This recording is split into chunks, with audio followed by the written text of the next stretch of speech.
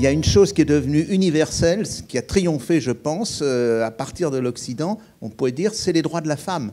Dans le monde entier, la fécondité baisse rapidement parce que les femmes veulent accéder à l'espace public. Elles ont retenu cela de l'Occident. Donc il y a là-dedans une très forte poussée. Et la France, de ce point de vue-là, est assez remarquable. Vous savez que cette année, le taux de chômage des femmes est devenu inférieur au taux de chômage des hommes. On est juste, le croisement vient juste de s'opérer, alors que encore vers 2000, il y a un peu plus d'une dizaine d'années, les femmes étaient 2 ou 3 points de chômage au-dessus. Donc là, il y a une mutation extraordinairement forte qui s'est opérée en France. Actuellement, quand on prend les performances éducatives, bon, il y a un retard masculin maintenant déjà.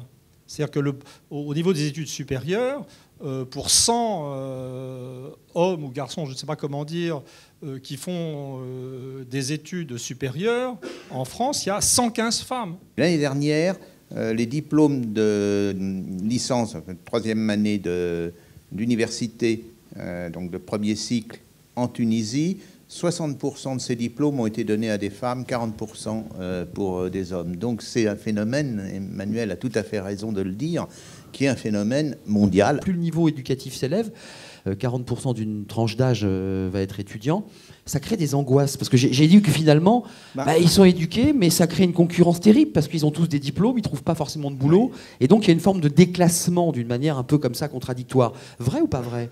C'est absolument exact, c'est-à-dire qu'il y a eu un progrès éducatif absolument énorme entre, grosso modo, 1970 et 1990.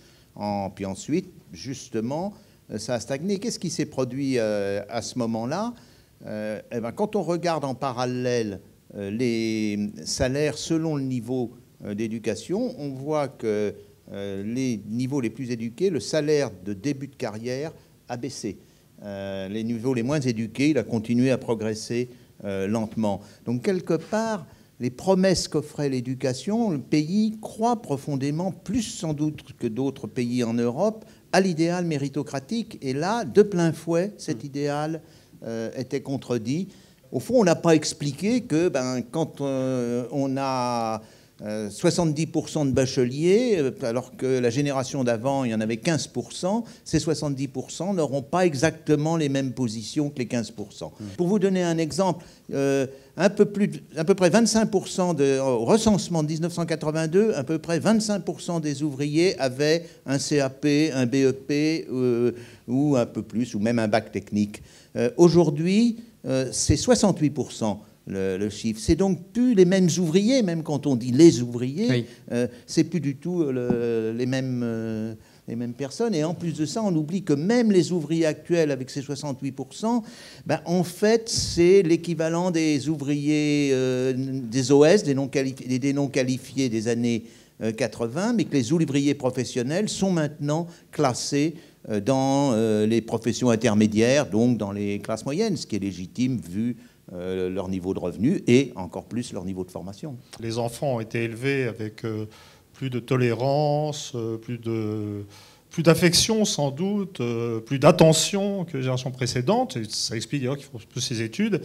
Et ils se retrouvent en situation défavorisée. Donc on a des enfants qui sont choyés en tant qu'enfants et ensuite massacrés sur le plan économique. L'éducation, alors c'est vrai que cette abondance éducative fait qu'une certaine rareté a disparu et qu'on n'a plus maintenant, avec une éducation, le genre d'avantage économique qu'on avait autrefois.